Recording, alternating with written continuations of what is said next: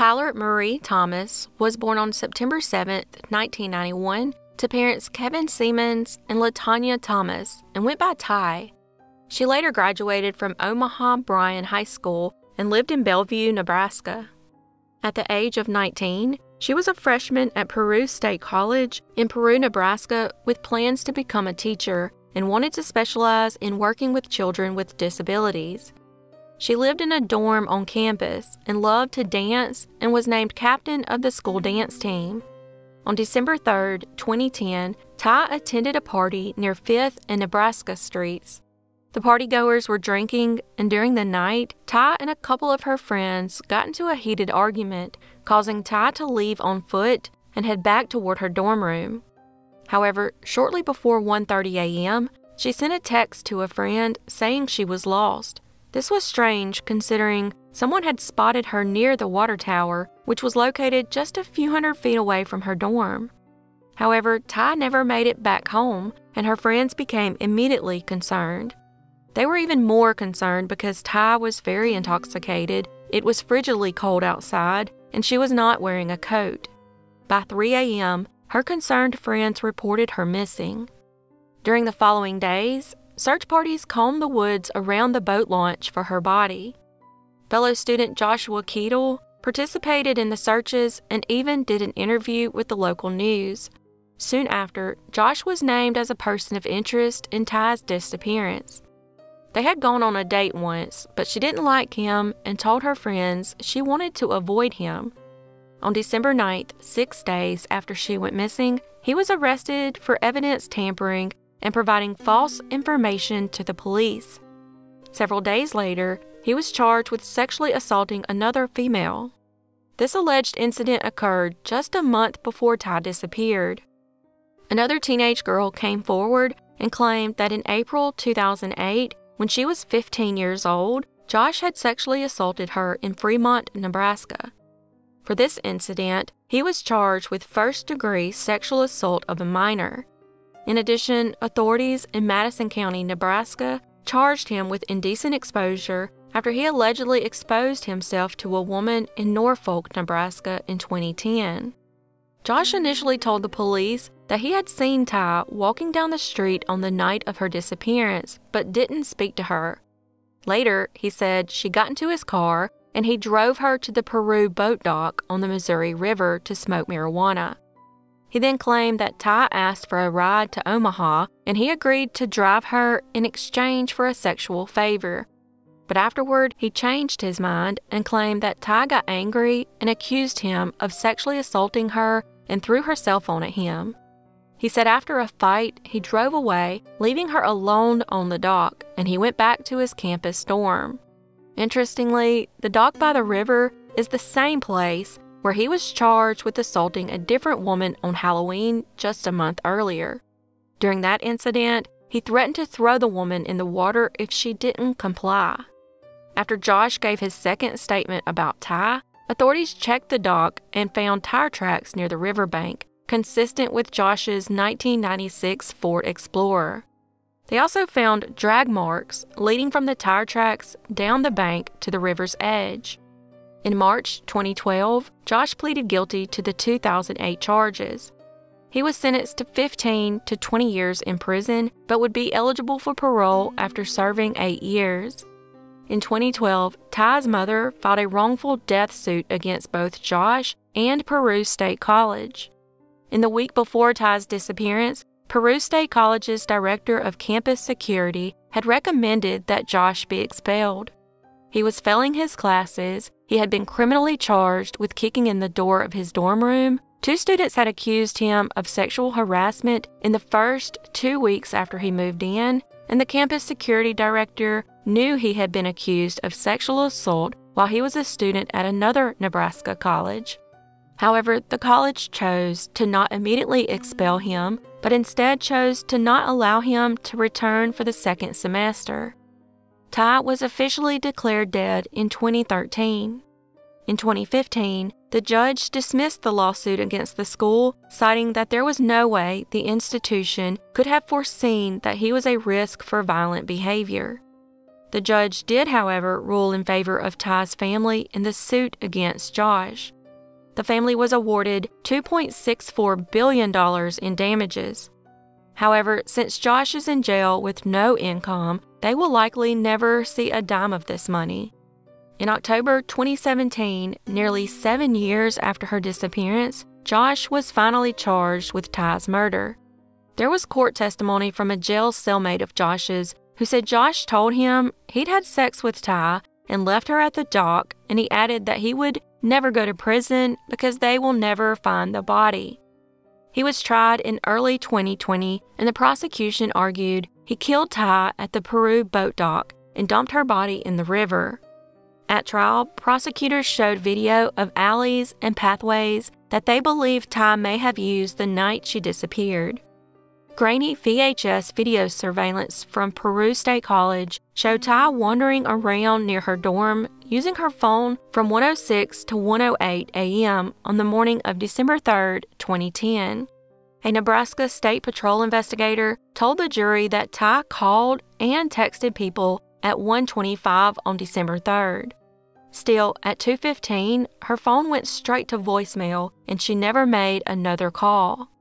In addition, Geraldine Sunderman, a Peru State student with Josh the night Ty disappeared, testified that she saw Ty walking around without a coat before returning to the dorms.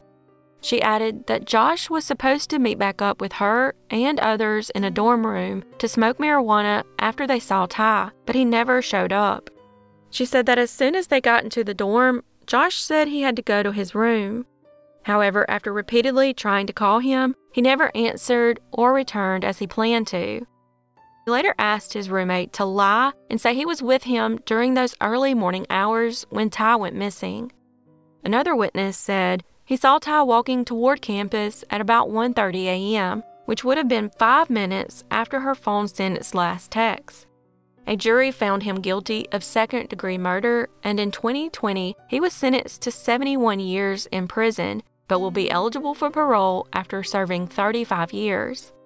Before he was sentenced, Josh apologized for making bad choices on the night Ty disappeared, but said, "I did not kill Tyler." His attorney said that because physical evidence was lacking in his case, the only remaining evidence was Josh's statements, which alone did not prove that a crime had been committed. He said Tyler was distraught and possibly pregnant when she disappeared, and could have purposely or accidentally hurt herself. Thankfully, the jury never bought that theory, and her murderer will now spend the majority or all of his life behind bars.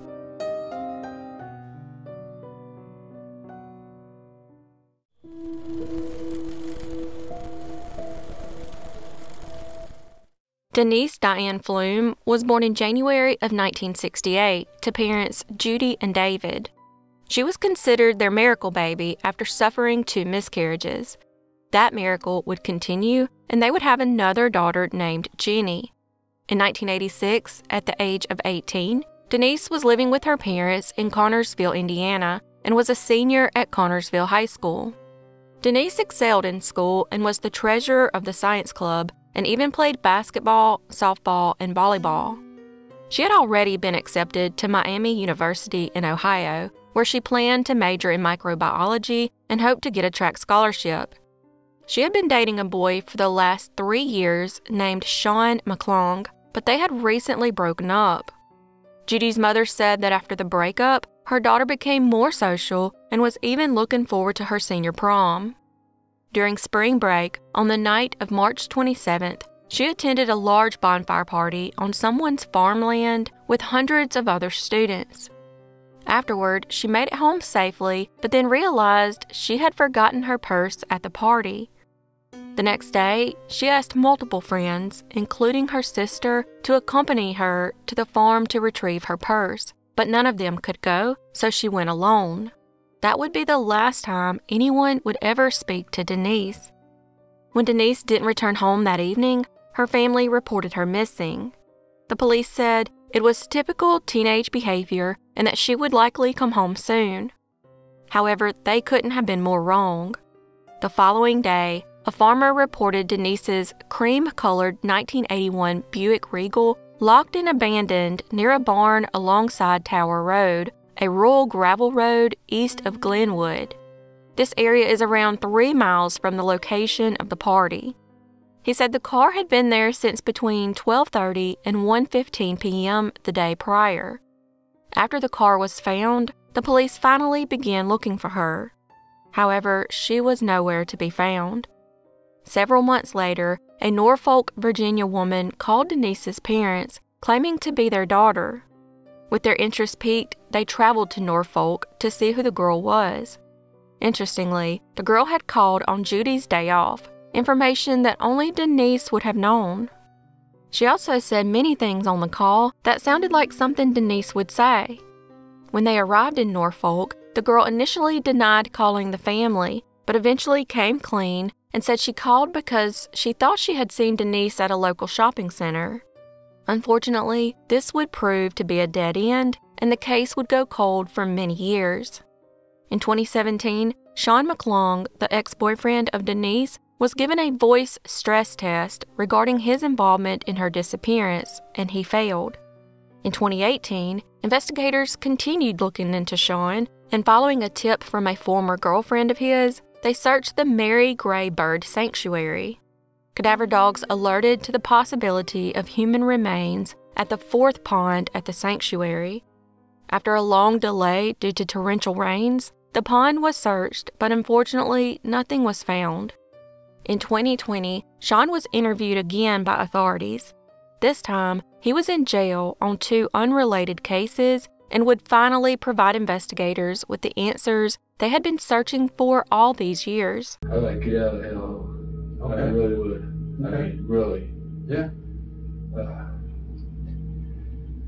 I don't know what's expected of me is, all I do, and I don't. No games, no lies. I'm here now, and no games on my end either, man. We just want to know what happened, and we just want to find her and take care of this. So what happened that morning? Sean told police that Denise had picked him up on the day of her disappearance, and they headed toward the farm where the party was. However, they got into a nasty argument, which ended in Denise's murder. Are you good? It's always tough, man. I'm trying to just put this shit back together that I've done so hard to just bury. Now I better bring it back out. I'm starting to see her face again. I haven't had to for a long time. Right. We were sitting there talking, and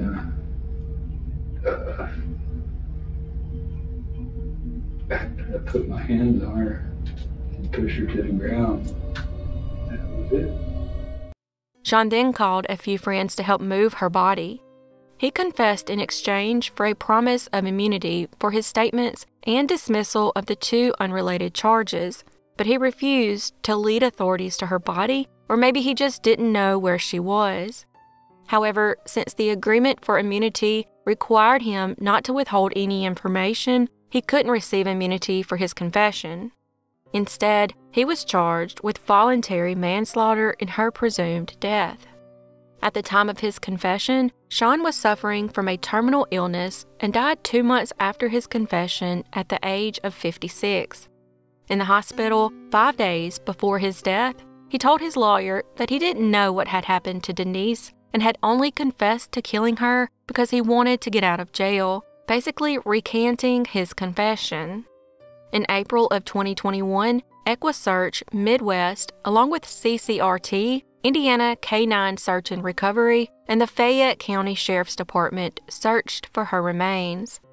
The search resulted in no reporting of any specific discoveries, but Denise's father remarked that it gives them a better idea of where Denise's remains are not located. There is one location they want to search, but have not been allowed to do so by the owner. This property is owned by the Johnson family with a pond that has since been filled in.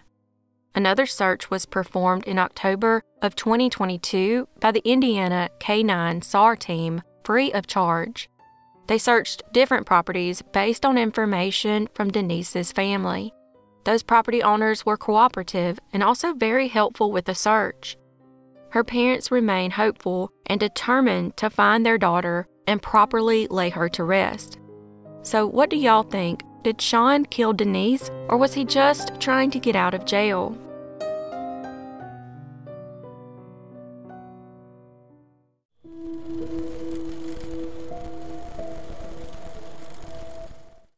Jessica O'Grady was born in Nebraska. At the age of 19, Jessica was a sophomore at the University of Nebraska with dreams of becoming a teacher. She was paying her way through college by working as both a waitress at a local steakhouse and at a local daycare. People who knew her described her as lively and free-spirited. In 2006, she was living in an apartment at 5360 South 156th Court, Unit 324 in Omaha, Nebraska, with 2 female roommates. On the night of May 10th, Jessica and her friends were having a get-together at her apartment. At around 11 p.m., Jessica received a text message from a guy named Chris, who asked her to come over and hang out. She agreed and headed for his home, but sadly never returned and was never seen again. 2 days later, her friends and family became concerned about her whereabouts and well-being. Finally, when she failed to show up for work, Jessica's family reported her missing. Soon after, they found her car abandoned across from the restaurant where she worked. The guy she was going to see was Chris Edwards, and this was confirmed by her friend Carrie, who she called while she was on her way to his house. When Chris was interviewed, he said that he was at a movie with some friends, an alibi that checked out. However, that movie ended at 11:30 p.m. When asked about meeting up, Edwards told police that Jessica decided not to meet up with him and said he sent her a text the next day asking why she didn't come over. Little did he know that the investigator already had Jessica's phone records. After May 10th, he never sent Jessica another text message, which raised serious red flags to investigators. Edwards also tried to confuse the investigation by claiming Jessica visited his house on the night of May 9th, but this was proven false after they spoke with her family and friends. It was around this time that investigators also discovered that Jessica had recently taken a pregnancy test and it was positive. But there was some confusion throughout Jessica's circle of friends because there was another Chris in her life. His name was Chris Ryan, and Jessica had dated him several months earlier.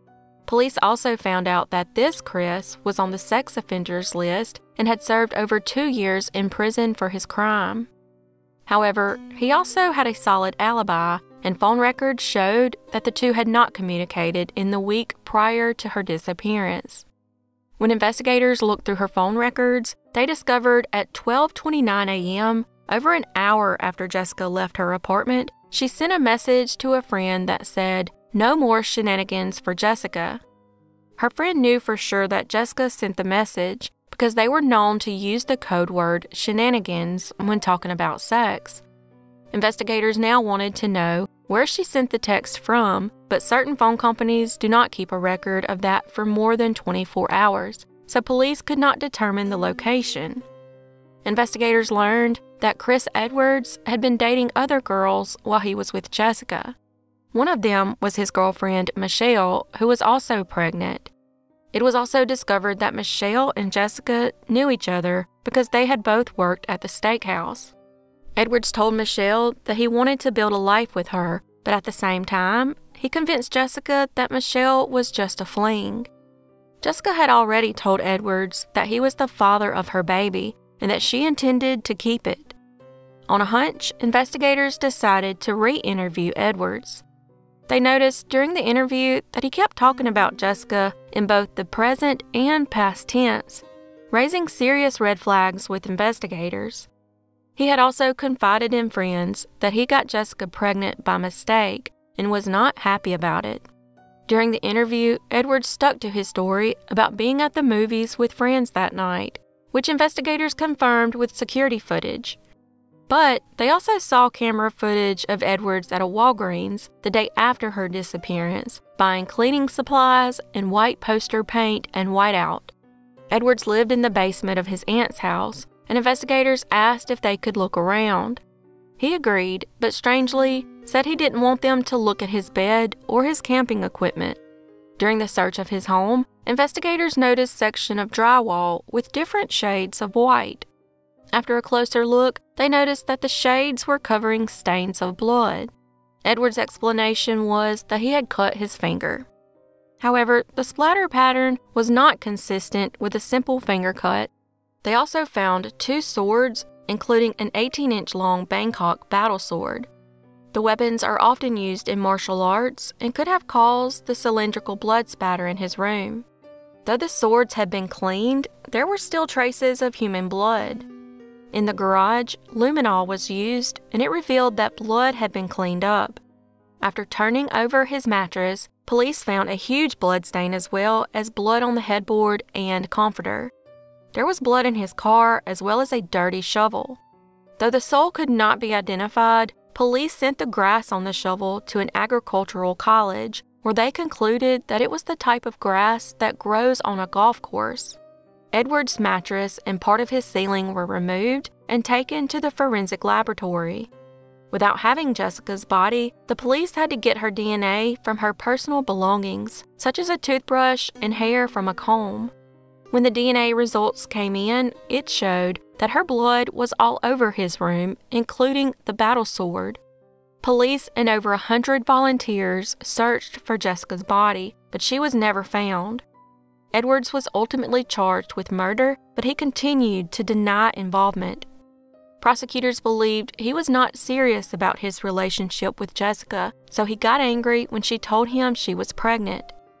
Edward's alibi was that he had gone to a movie that night, but the movie ended early enough that he had time to meet Jessica at his home. He was offered a lesser sentence for disclosing where her body was, but he refused. As a result, he was convicted of second-degree murder with the use of a deadly weapon. This conviction earned him a 100-year sentence with eligibility for parole in 2056. Over the years, investigators have tried to locate Jessica's body, but as of April 2023, she remains missing.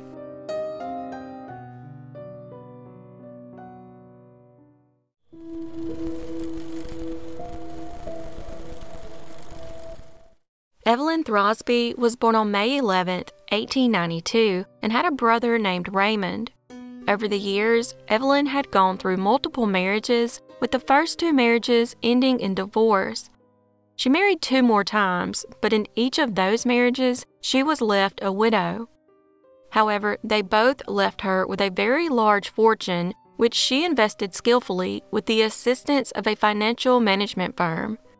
Her passion was traveling, and she had been all over the world and would always leave an itinerary with her attorney in case he needed to reach her.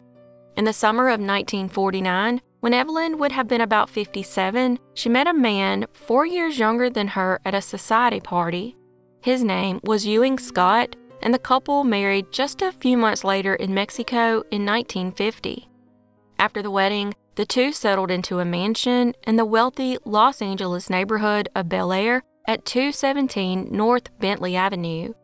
Following their marriage, Ewing gradually assumed control of Evelyn's finances, telling her he could manage her money better than her investment counselors. He identified himself as an investment broker and land developer, but strangely, he had no source of income. He convinced her to fire her secretary and took over paying her bills and dealing with her banking business. Shockingly, he told their maid that he didn't really love Evelyn and admitted to marrying her just for the money. He asked the maid to eavesdrop on Evelyn's telephone conversations and monitor her mail, but she refused and was subsequently fired. Ewing then urged Evelyn to convert her assets to cash, and so she cashed about $223,000 worth of securities. She also withdrew $180,000 in income from her estate, but left behind a substantial amount of money in bank accounts and safe deposit boxes. Friends and acquaintances reported seeing Evelyn with bruises while she and Ewing were married. Many of her friends, as well as her brother, didn't like her new husband at all. Unfortunately, this led to her and her brother Raymond becoming estranged.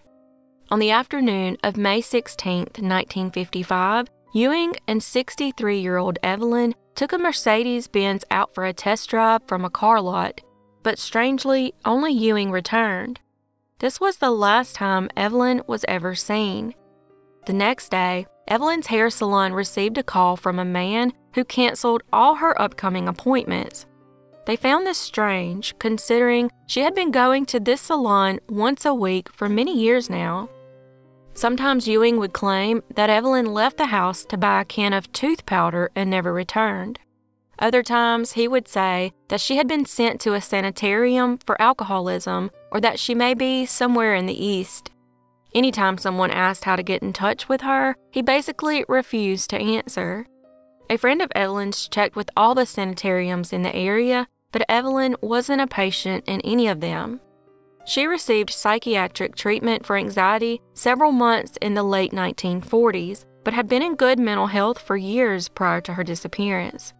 This friend also offered rewards for information leading to Evelyn's whereabouts.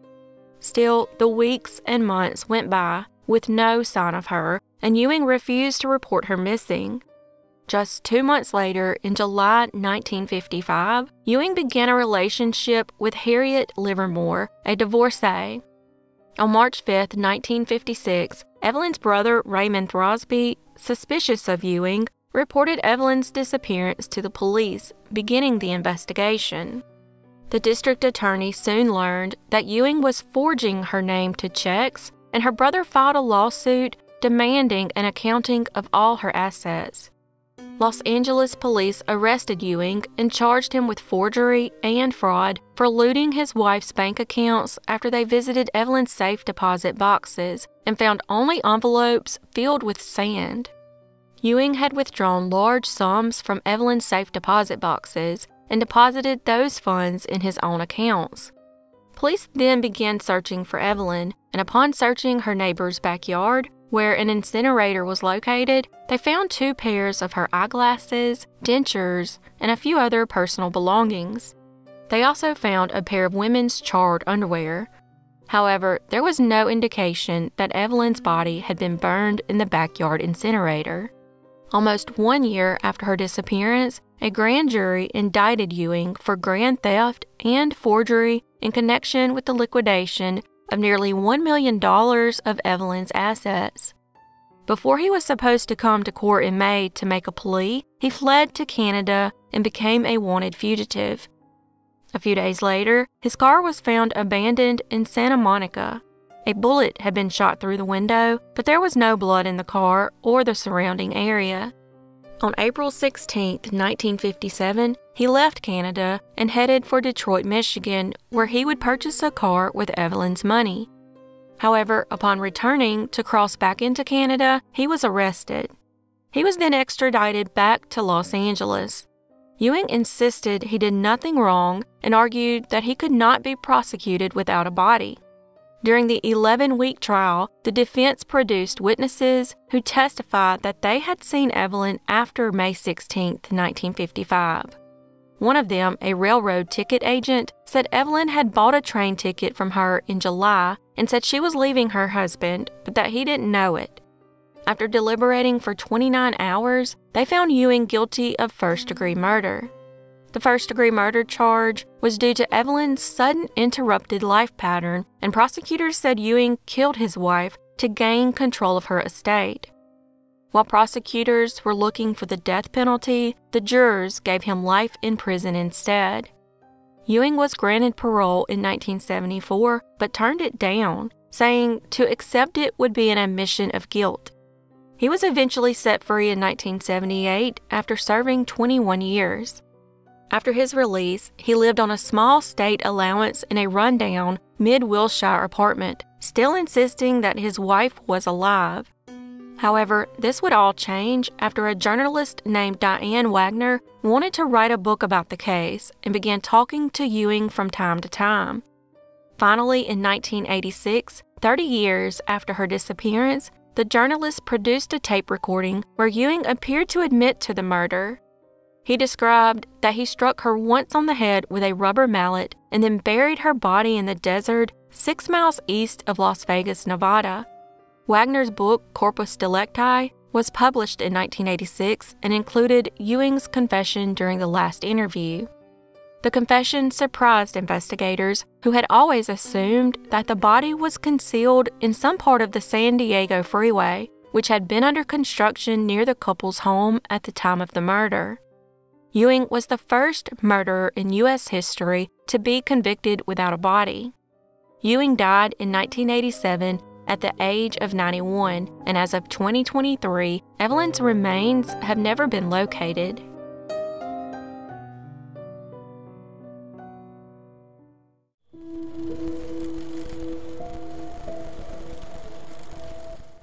Kristin Denise Smart, a native of Stockton, California, was born on February 20th, 1977.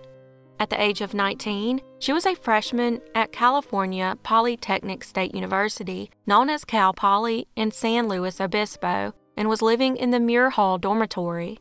Kristin was described by those closest to her as a very friendly and generous individual. She was a competitive swimmer and had traveled to many places, including Hawaii and South America. She had originally enrolled at the University of California at Santa Barbara, but transferred to Cal Poly early in her freshman year. On May 25, 1996, she attended an off-campus party with other college students on Crandall Way. After becoming intoxicated, she briefly passed out on the lawn and was struggling to walk. She later left on foot close to 2 a.m., headed to her dorm with Paul Flores and Cheryl Anderson. Once they reached the intersection of Perimeter Road and Grand Avenue, Paul said he would see Kristin home, so Cheryl went her own separate way. This was the last time Kristin was ever seen again. Later that day, on May 25th, her roommate contacted the police after Kristin failed to return home.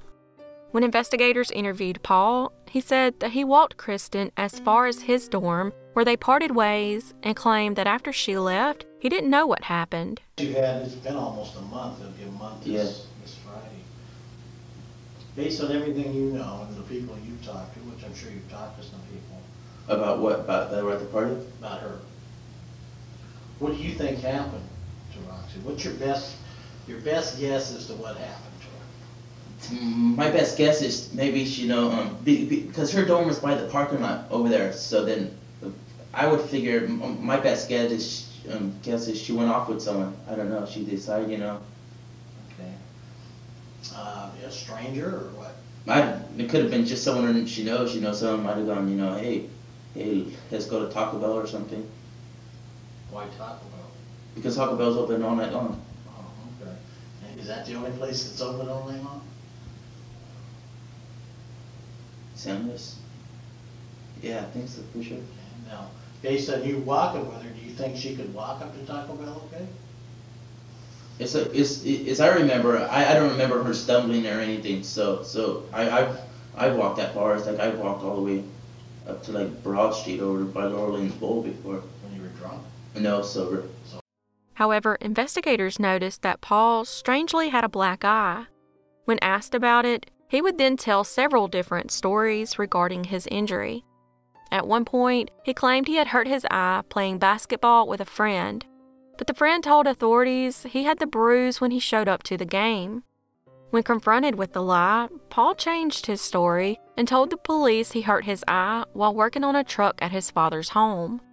He then told a third story to another friend where he claimed he didn't know how he got the black eye and said he just woke up with it. Exactly how you hit your eye that got that black eye. It's like I was just like working. It's like I like the seats out. It's like I was grabbing the wires and I remember I just like popped up. I don't remember exactly. Which eye did you hit? I think it was this one. It's like I don't remember. Wait. Yeah, this one. Okay. And show me how you hit it while you were pulling the wires. I just came up and just hit it like right here, and then it wasn't actually the eye. It was just like right here. You must have hit it pretty hard. No, didn't even hit it very hard. Well, how come it bruised so bad? It didn't. It's the only bruise was just like a little line right here. It was a pretty good bruise. No, really, it wasn't. Never swelled. Never was sore. Okay. But what did you tell us? If I told you I got an elbow playing basketball. Okay. And why did you tell us that? Because I didn't think it would matter. authorities refused to take the missing persons report for 4 days because Kristin disappeared on Memorial Day weekend, and college students often took impromptu vacations at that time. Kristin's parents have criticized authorities for not getting involved in the case sooner, saying they probably lost valuable evidence because of it. Even the police admit the delay hampered the investigation. Interestingly, at the time, Scott and Lacey Peterson were seniors at the college. As you may know, Scott and Lacey later married, and he was convicted of murdering her and their unborn son. In fact, in 2003, it was suggested that Scott could be involved in Kristin's disappearance and presumed murder, but that was proved untrue. Eventually, law enforcement searched remote parts of Cal Poly campus on horseback, and helicopters were used to canvass the area. Investigators interviewed those closest to Kristin, and Paul was identified as a person of interest very early on, but continued to deny involvement. 4 cadaver dogs were sent into Paul's dorm room and alerted to human remains having been in the room, specifically his mattress, but no other evidence was located at the time. It was also suspicious that Paul had removed all his belongings from his room at Santa Lucia Hall before the search even took place. After Kristin's disappearance, he dropped out of Cal Poly, but was already close to failing out. He was then arrested for driving while intoxicated and lost his driver's license. After Kristin's disappearance, he was charged with drunk driving several more times, totaling 5 DUIs by 2021. People who knew him while he was a student at Cal Poly stated that Paul drank heavily and tended to become loud and obnoxious when drunk. This behavior continued even after he left the school. He even had the nickname Chester the Molester while at Cal Poly due to his sexually aggressive behavior towards women. In 1998, 2 years after Kristin disappeared, Paul was arrested on suspicion of assault with a deadly weapon but was never prosecuted. Missing person posters and billboards offering rewards appeared along roads and in other public places. With no sign of Kristin, her family filed a $40 million wrongful death lawsuit against Paul. However, during a deposition, he refused to answer any questions, citing the Fifth Amendment. As to the types of questions that I would be asked, and we can just have the blanket invocation. I get your position on that on the record, so when I go to a reviewing court, I have a clear and fair record. As I indicated, he plans to answer that he will invoke the Fifth Amendment on all your questions. If you have questions to direct to my client, go ahead and ask questions. Save the speeches for later. Just ask the questions. Okay, well, Mr. Delamont, it's not a speech. It's a civil proceeding. If you're not going to ask questions, we'll discontinue the deposition and leave. You're here to take a deposition. If you want to ask questions, go ahead. I'm going to make a record of my position in this case, Mr. Delamont. You can make the record some other time. Ask the questions. That's what a deposition is for. Okay. Not to make a speech. You can make a speech to the court. You can do it in writing. You can do it orally. Ask the questions. We're here to answer the questions. We're required to do so. Ask the questions or we'll leave. All right. I'm going to make my record here. I've been advised that he's not going to answer the questions, so let's start asking the questions. This ultimately led to the case being dropped. The Smart family persisted in getting investigators to develop evidence against Paul. Dennis Mahon, a friend of the Smarts, published a website that gave Paul's address and would update this address every time Paul moved. This led Paul's family to get a restraining order against Dennis, and he was jailed at least once for violating it. Kristin's family declared her legally dead in 2002, but the search and the investigation continued. In 2005, Paul's mother and her boyfriend sued Kristin's parents and Dennis, alleging harassment, severe emotional distress, and loss of income due to their behavior.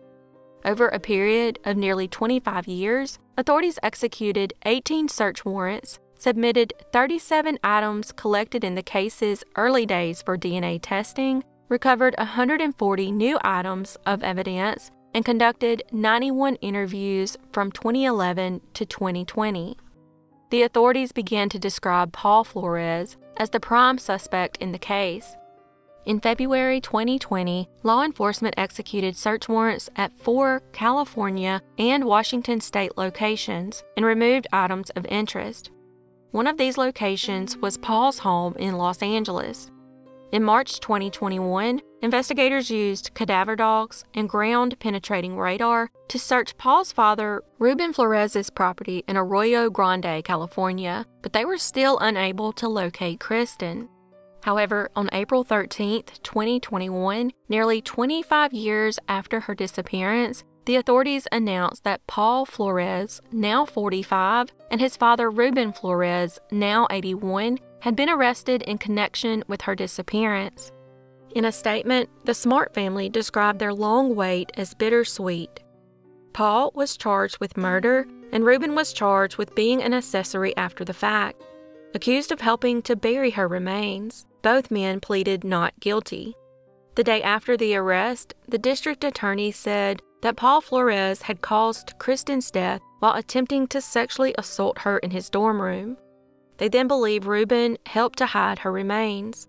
On October 18, 2022, Paul was found guilty of murdering Kristin, while Ruben was ultimately acquitted. In March 2023, Paul was sentenced to 25 years to life in prison, the maximum allowed, with eligibility for parole in 15 years. Authorities believe Kristin's body was buried at Ruben's home at 710 White Court in Arroyo Grande, California, but was moved at some point. When they dug at the residence, they found a patch of undisturbed soil under the deck, consistent with a shallow grave. A cadaver-sniffing dog alerted to remains having been at that site. The soil had traces of blood in it, but investigators were unable to obtain DNA from it. They did, however, find fibers of various colors in the soil, matching the colors of the clothing Kristin was last seen wearing that night. A man who rented a room at Ruben's home for 10 years said Ruben had spoken to him about Kristin and referred to her by a derogatory word. The tenant said the access door leading under the house was always padlocked, and in the 10 years he lived there, he never saw Ruben open it, not even once.